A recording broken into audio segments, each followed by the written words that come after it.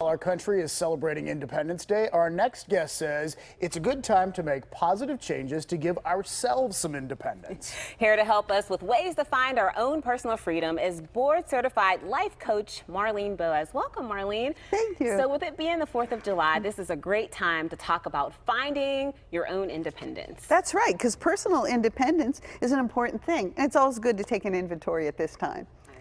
And so let's get started with maybe the first thing, and that is independent thinking, because you might be surprised when you really take stock how much of your thoughts are opinions that your parents gave you, right? Oh, that's true. And things change. I was working with a woman once. She was like in her 50s. She always felt bad that she had never gotten an advanced degree. And when we worked together, she realized it was not something she wanted, but her mother had wanted it for her. And when she realized, she let that go, and all of a sudden there was a sense of freedom for her that she had carried around this baggage with her for a while. I'm sure her mother wanted the best for her.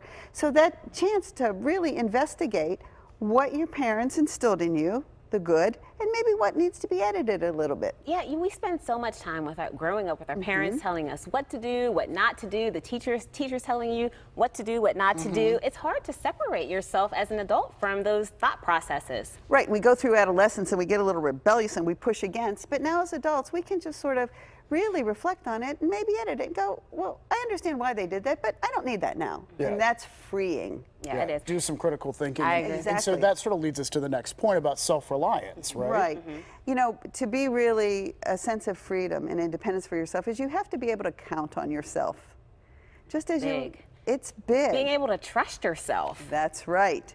That's a big piece. Do you trust yourself? And that has to come with being authentic, knowing your values, and living your values. Then you can trust yourself. Yeah, I'll tell you one big thing is just not seeking approval from other people.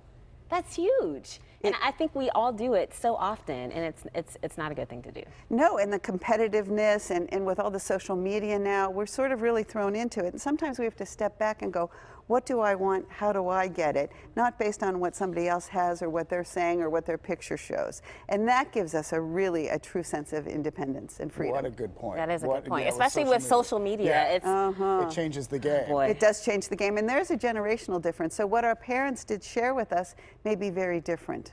Yeah. Yeah. All right. So the next point is confidence, and trying to build it, and just making sure that you stand on your own, right? You stand on your own. Now you can be self-reliant, you know, take care of everything, but still not have confidence, like second guessing yourself. So to really work on your confidence, accept who you are, do whatever you can to live your best life and be your best self, and then really appreciate that. Doesn't that all come from like trusting your intuition and trusting your gut feelings? Right, right. That's a part of it, but also being a critical thinker about that decision I made, was that the best? Could I have made a better one? But to do it with a loving kindness and not beat yourself up about it. And emotional independence and financial independence are two other things that are important to talk about. That's right.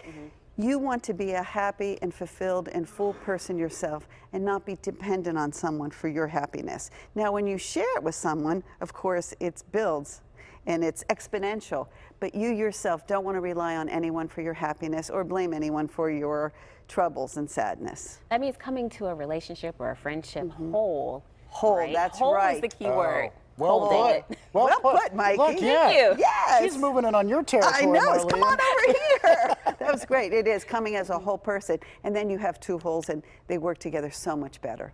Well, always great advice. Great We always advice. love talking to you, Thank Marlene. you. Board-certified life coach Marlene Boas and regular contributor here on PTL. Thank you very much. And look for more helpful advice on Marlene's website. You will find the link at pittsburghtodaylive.com.